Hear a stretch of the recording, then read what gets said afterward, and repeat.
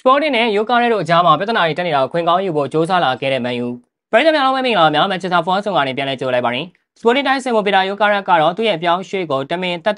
ကြမ်းကြာနှောင့်နှေးအောင်လုပ်နေတယ်ဆိုပြီး Sporting ကိုအတော်လေးပေါက်ကွဲနေပါတယ်အခုဆိုရင် Yokeres ကသူ့ရဲ့ Instagram အကောင့်မှာ Sporting မှာကစားနေတဲ့ bio ကိုတော့မှဖြုတ်ချလိုက်ပြီးဖြစ်ပါတယ်ဒီအခြေအနေတွေကိုခွင့်ကောင်းယူဖို့အတွက် Man U ဘက်ကစ조사လာခဲ့ပြီးဒီတစ်ပတ် weekend ဖြစ်တဲ့စနေနေ့မှာ Yokeres နဲ့တွေ့ဆုံဆွေးနွေးမှုတွေပြုလုပ်သွားဖို့အတွက် Yokeres ကိုချင်းဆိုထားလိုက်ပြီးဖြစ်ပါတယ်ပါရီနိုင်ငံတို့ record သတင်းစာရဲ့အဆိုအရ Yokeres နဲ့ Sporting ဥက္ကဋ္ဌတို့ရဲ့အကြားမှာစာချုပ်ကိစ္စနဲ့ပတ်သက်လို့ထိထိုက်ပြောဆိုမှုတွေပြုလုပ်ခဲ့ကြတယ်လို့သိရပါတယ်။အဓိကအားဖြင့် Yokeres ရဲ့စာချုပ်ဖြတ်သိမ်းခြင်းနဲ့ပတ်သက်လို့ပြောဆိုခဲ့ကြတာဖြစ်ပါတယ်။ပါရီဘလူးကြီးတွေဟာ Yokeres ရဲ့ပြောင်းရွှေ့ခြင်းကိုဒီနေ့မှာ short ပေါ့ပေးမယ်ဆိုပြီးတော့ Yokeres ကိုဂရီပေးထားပေမဲ့လက်ရှိမှာတော့ကမ်းလှမ်းလာတဲ့အသင်းတွေကိုအခုဈေးတစ်မျိုးတော်ကြာဈေးတစ်မျိုးတောင်းနေတာပါ။ဈေးကလည်းနေမသွားပဲထွေးထွေးနဲ့များတဲ့ဘက်ကိုဦးတည်လာပါတယ်။နောက်ဆုံးသိရတဲ့သတင်းတွေအရဆိုရင် Yokeres ရဲ့ပြောင်းရွှေ့ခြင်းကိုSporting ဘက်ကယူရိုတန်း80အထိတောင်းနေပါတယ်။ဒါကြောင့်သူ့ရဲ့ပြောင်းရွှေ့ကိစ္စကိုနှောင့်နှေးကြမ်းကြာနေအောင်တမင်တက်လုပ်နေတာဆိုပြီးတော့ Yokeres ကပေါက်ကွဲခဲ့ပါတယ်။နောက်ဆုံးမှာတော့ Yokeres ရဲ့စိတ်တွေကလည်းထိန်းချုပ်ထားနိုင်ခြင်းမရှိတော့ပဲ Sporting ဥက္ကဋ္ဌနဲ့ပါတက်ပြီးစကားပြောတဲ့အဆင့်ထိရောက်လာပါတယ်။ Yokeres နဲ့ Sporting ဥက္ကဋ္ဌတို့ရဲ့အကြားမှာအကျဉ်းနဲ့ပြောဆိုမှုတွေပြုလုပ်ခဲ့ပြီးတဲ့နောက်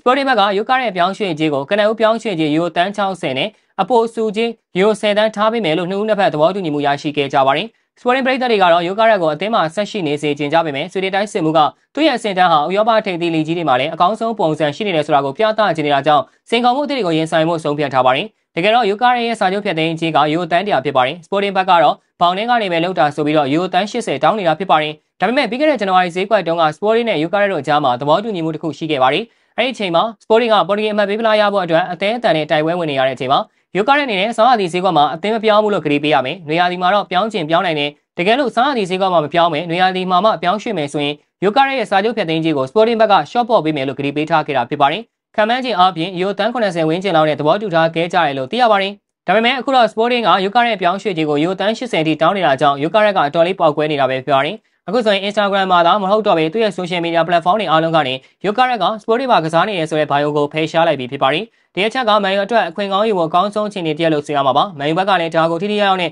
ကင်တွယ်လှုပ်ရှားသွားဖို့ကြိုးစားလာခဲ့ပြီးဖြစ်ပါတယ်။ Yokeres ကချန်ပီယံလိဂ်ကစားခွင့်ရတဲ့အသင်းကိုပဲပြောင်းချင်တယ်ဆိုတဲ့စကားကိုလည်းပြန်လည်ရုပ်သိမ်းပေးလိုက်ပြီး Man U ကိုလမ်းဖွင့်ပေးထားခဲ့တာကြောင့် Man U ကလည်း Yokeres ရရှိအတွက်ကြိုးစားလာခဲ့တာဖြစ်ပါတယ်။ပြီးခဲ့တဲ့ဘက်တုန်းက Yokeres ရဲ့ agent တွေနဲ့စကားပြောဆွေးနွေးခဲ့ပြီးတဲ့နောက်ဒီတစ်ပတ်ပိတ်ရဲ့ weekend မှာMan U က Yokeres ကိုယ်တိုင်နဲ့တွေ့ဆုံဆွေးနွေးမှုတွေပြုလုပ်သွားဖို့အတွက်ချင်းဆိုထားခဲ့ပြီလို့သိရပါတယ်။အာဆင်နယ်ကတော့ Yokeres ထက်19ကိုပဲပုံမအာရုံရနေတာကြောင့် Man U က Yokeres ကိုရရှိနိုင်ဖို့အတွက်အတော်လေးလေးတာနေပါတယ်။တကယ်တမ်းထိထိရောက်နဲ့စူးစမ်းဖို့ပဲလိုအပ်တော့မယ်ထင်ပါတယ်။ပြည်သူများအနေနဲ့ကရောလက်ရှိရှုပ်ထွေးနေတဲ့အခြေအနေတွေက Yokeres ကို Man U တို့ခေါ်ယူနိုင်ဖို့အားသာချက်ဖြစ်သွားစေနိုင်မလားဘယ်လိုမြင်မိကြပါလဲ။ comment ကနေပြောပေးခဲ့လို့ရပါတယ်။ဟုတ်ကဲ့ပါဗျာဗီဒီယိုလေးကတော့ပါပဲ။နောက်နေ့မှလည်းအားကစားနဲ့ပတ်သက်တဲ့သတင်းကြားတွေကိုတင်ဆက်ပေးသွားမှာဖြစ်တာကြောင့်ကျွန်တော်တို့ရဲ့ Manchester Forward Channel လေးကို like and follow လုပ်ပြီးတော့ဒီဗီဒီယိုလေးကိုလည်း share ပေးကြပါအောင်လို့ပြောရင်းနဲ့ညီကုန်းချုပ်လိုက်ရပါတယ်ခင်ဗျာ။